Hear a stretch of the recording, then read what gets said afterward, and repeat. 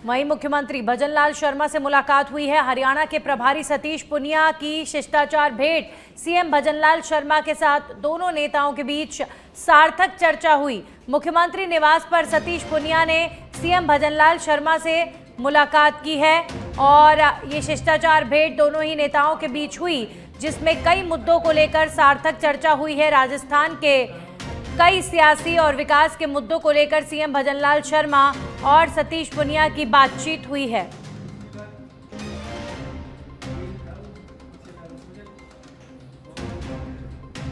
तो सतीश पुनिया जो हरियाणा के प्रभारी हैं और मुख्यमंत्री भजनलाल शर्मा के बीच शिष्टाचार भेंट सीएम आवास में हुई है। ये तस्वीर दोनों नेताओं के बीच हुई सार्थक चर्चा को दर्शाती हुई नजर आ रही है। प्रदेश के कई मुद्दों को लेकर दोनों लीडर्स के बीच चर्चा हुई।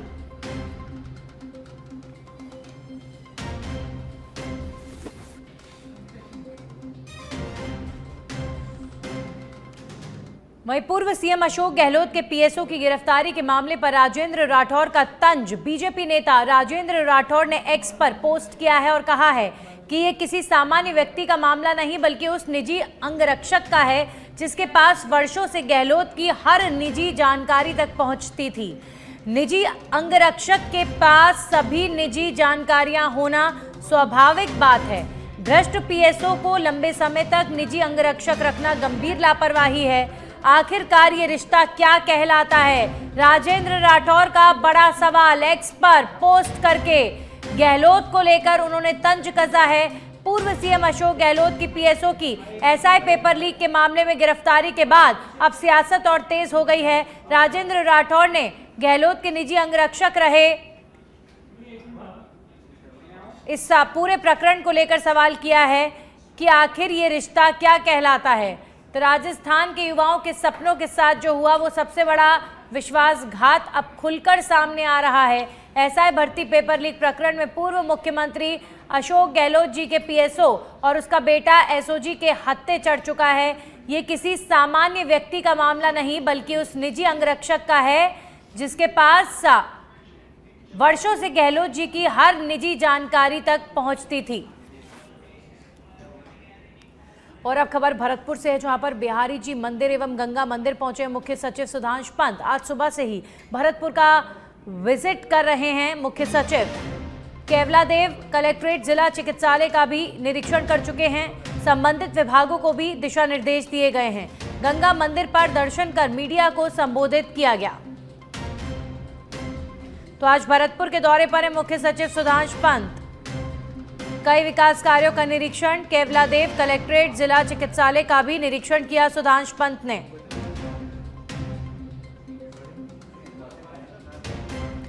मुख्य सचिव सुधांशु पंत भरतपुर पहुंचे और तमाम अधिकारियों को दिशा निर्देश भी दिए गए। ये तस्वीरें आप देखिए, बिहारी जी एवं गंगा मंदिर भी पहुंचे हैं मुख्य सचिव। और अब खबर झुंझुनू से है, जहां पर सीएम भजनलाल शर्मा और केंद्रीय मंत्री शिवराज सिंह चौहान का दौरा प्रस्तावित है। केंद्रीय कृषि एवं किसान कल्याण राज्य मंत्री भागीरथ चौधरी इस दौरान मौजूद रहेंगे। कृषि मंत्री डॉक्टर किरोड़ीलाल मीणा भी कार्यक्रम में शिरकत करेंगे। किसानों के खातों में खराब हुई फसलों की राशि दी जाएगी। प्रदेश के 27 लाख किसानों को क्लेम राशि उपलब्ध करवाई जाएगी। इस कार्यक्रम के माध्यम से करीब 1200 करोड़ रुपए ट्रांसफर किए जाएंगे। विधायक राजेंद्र भांबू ने कार्यकर्ताओं की बैठक ली है।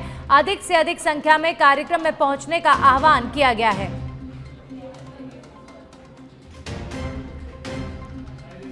तो झुंझुनू दौरे पर रहेंगे सीएम भजनलाल शर्मा और केंद्रीय कृषि मंत्री शिवराज सिंह चौहान। उनके दौरे को लेकर तैयारियां की जा रही हैं। 27 लाख किसानों को क्लेम राशि, उनकी खराब हुई फसल की बीमा राशि मिलेगी। 1200 करोड़ रुपए का ट्रांसफर किया जाएगा। वहीं डीग से खबर है, जहां पर जुरहरा पुलिस पर लगे गंभीर आरोप। थाने पर तैनात एएसआई और पुलिस कर्मियों पर गंभीर आरोप लगे हैं। साइबर ठगी का भय दिखाकर निर्दोष व्यक्ति को हिरासत में लेने का आरोप लगाया गया है। झूठे मुकदमे में फंसाने की धमकी देकर 20,000 रुपए ऐंठने का भी आरोप लगा है पुलिसकर्मी पर। पीड़ित परिवार आईजी कैलाश विश्नोई से न्याय की गुहार लगा रहा है। आईजी के एक्शन के बाद अब एएसपी ने पीड़ित के बयान दर्ज किए हैं। डीग जिले के जुरहरा थाना क्षेत्र के गांव सबलगढ़ से जुड़ा ये मामला बताया जा रहा है। मैं जफरू, मेरा भाई का नाम सलमुद्दीन जो कि मधु पालन का काम करता है। जुरहरा थाने की पुलिस की गाड़ी आई, सलमुद्दीन को पकड़ कर ले गई, जिसमें एएसआई जगराम, केशव और 4 साथियों को मैं नहीं जानता, और थाने लेके गए और मेरे भाई के साथ गाड़ी में मारपीट की और उसको गाड़ी से उतारने के बाद भी बोला जगराम एएसआई ने इसके पैरों में गोली मारो। उसके बाद हम वहाँ गए तो हमसे उन्होंने बात नहीं की। फिर हमने बिलाल को नई गांव से बुलाया जो कि दलाल है, उसके थ्रू उनसे बात हुई। 30,000 की डिमांड पैसे की रखी। वहीं पुष्कर से खबर है जहां पर बड़ी बस्ती के शमशान घाट के नजदीक सूने मकान से लाखों के गहने और नकदी चोरी होने का मामला सामने आया है, जहां पर चोरों ने ताला तोड़कर चोरी की वारदात को अंजाम दिया। पीड़ित श्रवण सिंह राजपुरोहित ने पुष्कर थाने में चोरी की घटना की जानकारी भी दी है। पुलिस ने रिपोर्ट के आधार पर जांच शुरू कर दी है।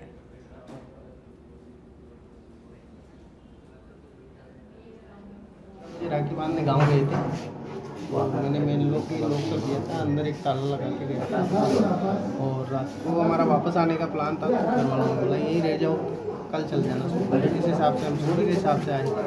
फिर मेरा दोस्त था जो गाड़ी खड़ी रही थी घर के बाहर ही, तो वो गाड़ी को क्या साफ़ करने आया तो उसने फ़ोन किया हमारे को कि आपके घर के ताले लोग टूटे हुए हैं और ऐसा हो गया। आज सुबह जरिए टेलीफोन इत्तला मिली कि शमशान के पास नाड़ा में बड़ी बस्ती पुष्कर एक श्रवण सिंह राजपुरोहित का मकान है, वहाँ की ताले तोड़ के कोई चोरी वोरी हुई है। उस पर मौके पे गए, देखा सामान वगैरह बिखरा हुआ पड़ा था और मकान मालिक जो है कल त्यौहार की वजह से अपना गांव है किशनगढ़ के पास भी थी, वहाँ चले गए थे, उनको सूचना कर दी है। और अब खबर कोटा से है जहां पर आदर्श नगर बोरखेड़ा निवासी एक युवक ने अपने पड़ोसी पुलिसकर्मी पर गंभीर आरोप लगाए हैं। जानकारी के अनुसार पीड़ित ने बताया कि पुलिसकर्मी ने घर के बाहर खड़ी कार के शीशे तोड़ दिए और देसी कट्टे से जान से मारने की धमकी दी। शीशे तोड़ने वाली घटना की तस्वीरें भी सामने आ चुकी हैं, लेकिन उद्योगनगर थाने में अब तक रिपोर्ट दर्ज नहीं की गई है। फरियादी ने इस मामले में एसपी कार्यालय में पुलिस कांस्टेबल के खिलाफ परिवाद प्रस्तुत किया है और जल्द कार्रवाई की मांग की गई है। मैंने अपनी गाड़ी का शीशा फूटा हुआ पाया।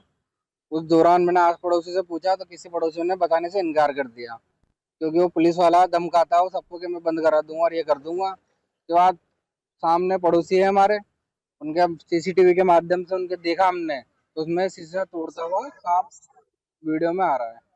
उसके बाद धर्मेंद्र मीणा क्या है ये अपने आप को तो इस पे उसमें बताता है, उसके पुष्टि अपन को नहीं पता इस पे में है या नहीं है, पर इस पे उसमें बताता अपने आप को। कार का शीशा फोड़ दिया, उद्योगनगर थाने में इसकी रिपोर्ट दी थी, लेकिन इसके खिलाफ कोई कार्रवाई नहीं हुई है। उसमें दिख रहा है कि शीशा। वहीं डूंगरपुर के सदर थाना क्षेत्र में 2 मोटरसाइकिल की टक्कर में एक युवक की मौत हो गई, वहीं एक अन्य गंभीर घायल हो गया, जिसका इलाज जिला अस्पताल में चल रहा है। मृतक के परिजन ने परिवाद देते हुए बाइक चालक के खिलाफ सख्त कार्रवाई की मांग रखी है।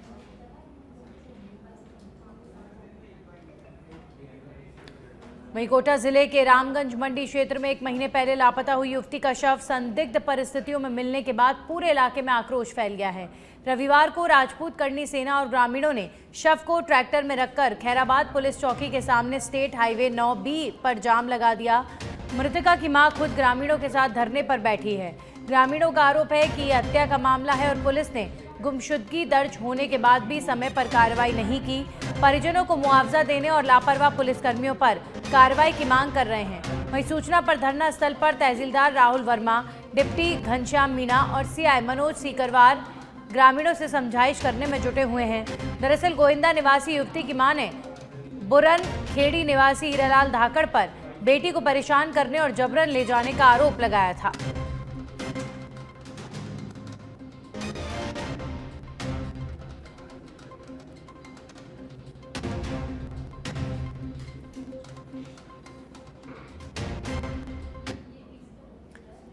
तो स्टेट हाईवे पर जाम लगा दिया गया। घर से लापता हुई युवती का संदिग्ध हालत में शव मिलने से पूरे इलाके में सनसनी है और परिवार गंभीर आरोप लगा रहा है। पुलिस पर लापरवाही के आरोप लग रहे हैं।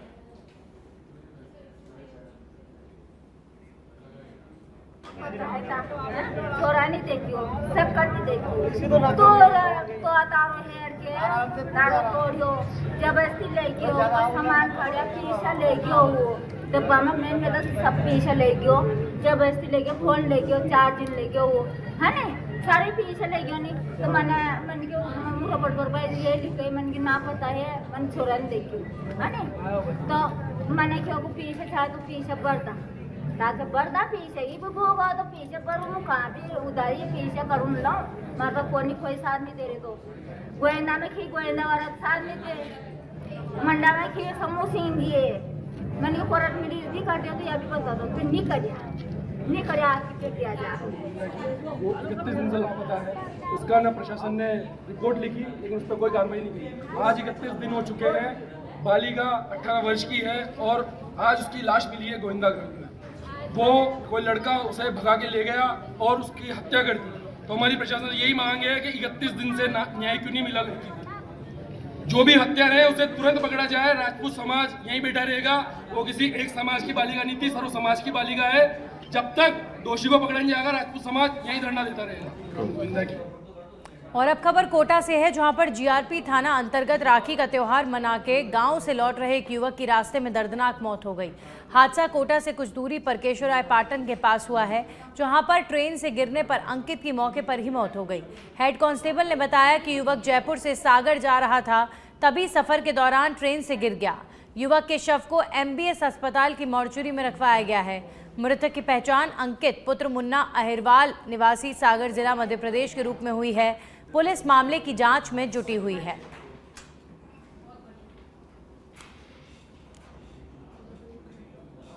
और अब खबर दौसा से है, जहां पर दौसा में पंचकुइया बावड़ी में डूबने से युवक की मौत। बावड़ी में नहाने गया था युवक, ज्यादा गहराई में जाने से बाहर नहीं आया बाहर। आसपास के लोगों ने पुलिस और सिविल डिफेंस को दी सूचना। 2 घंटे के प्रयास के बाद युवक को बाहर निकाला गया। चिकित्सकों ने युवक को फिर मृत घोषित कर दिया। जिला अस्पताल की मॉर्चरी में युवक का शव रखवाया गया है। पोस्टमार्टम के बाद परिजनों को शव सुपुर्द किया गया।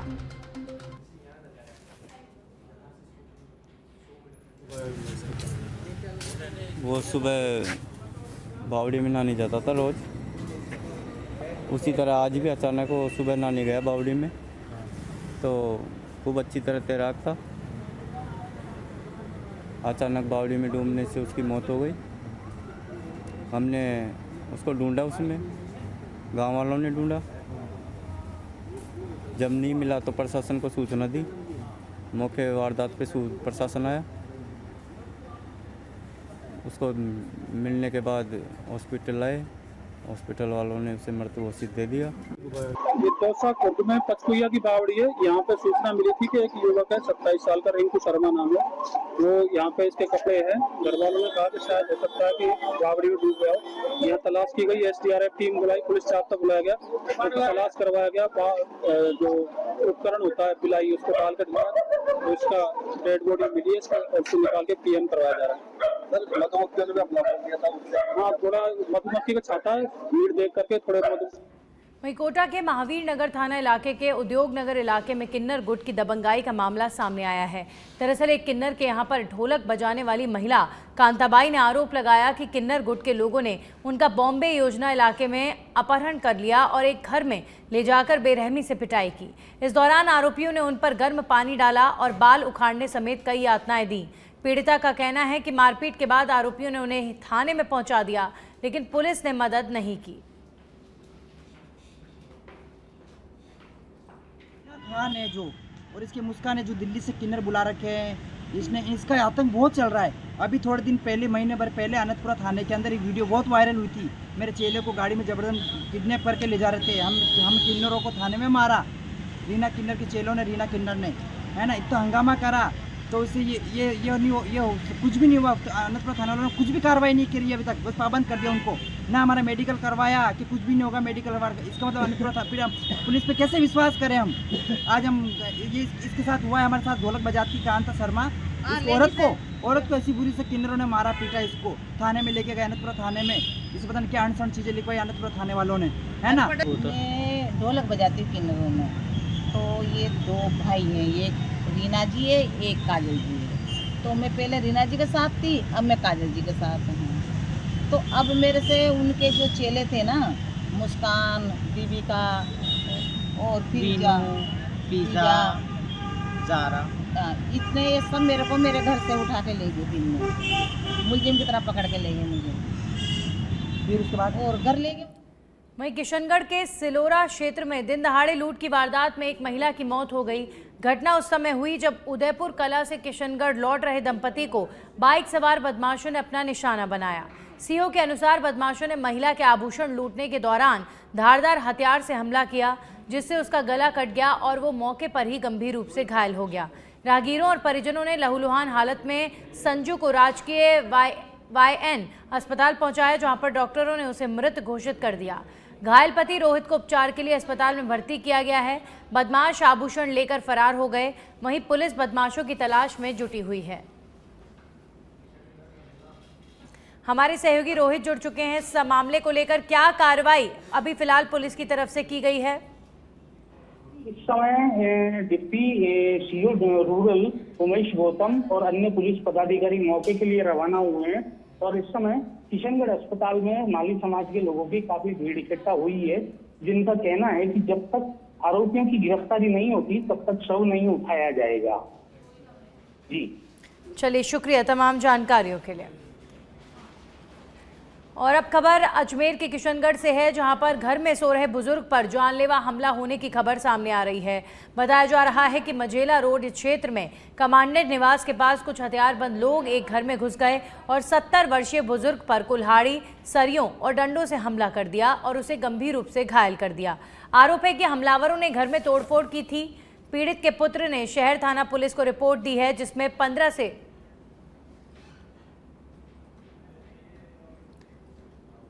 से 20 लोगों पर घर में घुसकर जान से मारने का प्रयास करने का आरोप लगाया गया है। घायल को गंभीर हालत में राजकीय यज्ञ नारायण अस्पताल में भर्ती कराया गया, जहां उनका उपचार जारी है।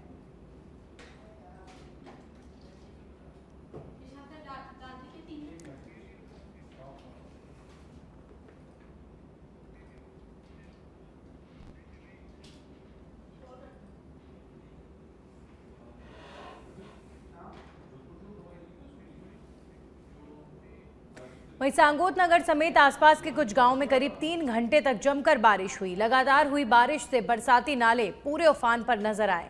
करीब 75 mm बारिश होने के कारण हरिपुरा गांव की आबादी के बीच काफी तेज पानी का बहाव नजर आया। लोगों के घरों तक पानी पहुंचने के कारण लोग घरों में कैद होकर रह गए। घरों के सामने पानी का इतना तेज बहाव रहा जैसे किसी बड़े नाले का बहाव रहा हो। कुछ समय के लिए व्यवस्था पूरी तरह से तहस नहस नजर आई।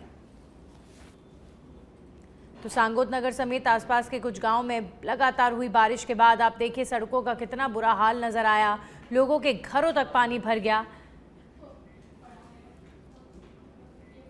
वहीं भारत भ्रमण पर आया लैटिन अमेरिकी देशों के 24 कंटेंट क्रिएटर्स का प्रतिनिधिमंडल। जयपुर सिटी पैलेस में उप मुख्यमंत्री दिया कुमारी से शिष्टाचार मुलाकात की गई है। राजस्थान प्रवास के दौरान राज्य की समृद्ध विरासत और संस्कृति से रूबरू होगा ये प्रतिनिधिमंडल। उप मुख्यमंत्री ने राजस्थान की कला, स्थापत्य और आतिथ्य परंपरा की जानकारी दी। प्रतिनिधिमंडल ने राजस्थान के ऐतिहासिक स्थलों, त्योहारों और स्थानीय व्यंजनों की सराहना की। सदस्यों ने अपने डिजिटल प्लेटफॉर्म्स पर अनुभव साझा करने का आश्वासन दिया है और इस मुलाकात से भारत लैटिन अमेरिका सांस्कृतिक संबंधों को नई मजबूती मिली है। Brazil, Mexico, Argentina, Chile, Colombia, Peru, Panama, Costa Rica, Guyana, Suriname, Trinidad Tobago और जमाइका जैसे 12 देशों से ये प्रतिनिधिमंडल भारत घूमने आया है और इस प्रतिनिधिमंडल ने दिया कुमारी से शिष्टाचार भेंट की है। 24 कंटेंट क्रिएटर्स का ये प्रतिनिधिमंडल है जो भारत भ्रमण पर आया है।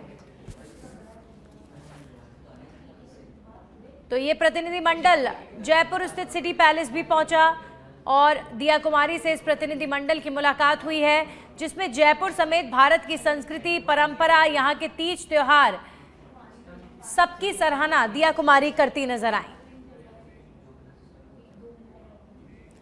और अब खबर दौसा से है, जहां पर रुंगली गांव में हरियालो राजस्थान के तहत पौधारोपण कार्यक्रम आयोजित किया गया। दौसा विधायक दीनदयाल बैरवा, नगर परिषद की सभापति कल्पना जयमन ने पौधारोपण कार्यक्रम में भाग लिया। इस अवसर पर आयोजकों के तहत विधायक दीनदयाल बैरवा और सभापति कल्पना का माला पहनाकर स्वागत किया गया। कार्यक्रम में आए अतिथियों ने बड़ी संख्या में पौधारोपण किया। इस अवसर पर विधायक दीनदयाल बैरवा ने कहा कि हमें अधिक से अधिक पेड़ पौधे लगाने चाहिए ताकि हमारा दौसा हरा भरा रहे। तो दौसा से विधायक डीसी बैरवा ने भी पौधारोपण किया है। इस दौरान सभापति कल्पना भी मौजूद रहीं। राजस्थान ग्रीन फुल दौसा, उसके तहत सभी जगह पेड़ पौधे लगाए जा रहे हैं और वृक्षारोपण किया जा रहा है। तो उसी के उसमें हमने आज पौधे लगाए हैं कि हमको एक शुद्ध वातावरण मिले, शुद्ध हवा मिले और चारों तरफ। वहीं टॉक से बड़ी खबर है, जहां पर परेशान ग्रामीणों ने खोला मोर्चा। ओवरलोड वाहनों से बने गड्ढों को लेकर ग्रामीणों का गुस्सा फूटा है। बरौनी गांव के पास ग्रामीणों ने चक्का जाम कर दिया। मौके पर पहुंचे पुलिस और सरपंच ने समझाइश के बाद मामला शांत करवाया है और जल्द रोड की मरम्मत के आश्वासन के बाद जाम खोला गया है। नेशनल हाईवे से दौताना रोड का ये मामला बताया जा रहा है। तो सड़कों के गड्ढों से परेशान ग्रामीणों ने मोर्चा खोल दिया। ओवरलोड वाहनों को लेकर ग्रामीणों का गुस्सा फूट पड़ा।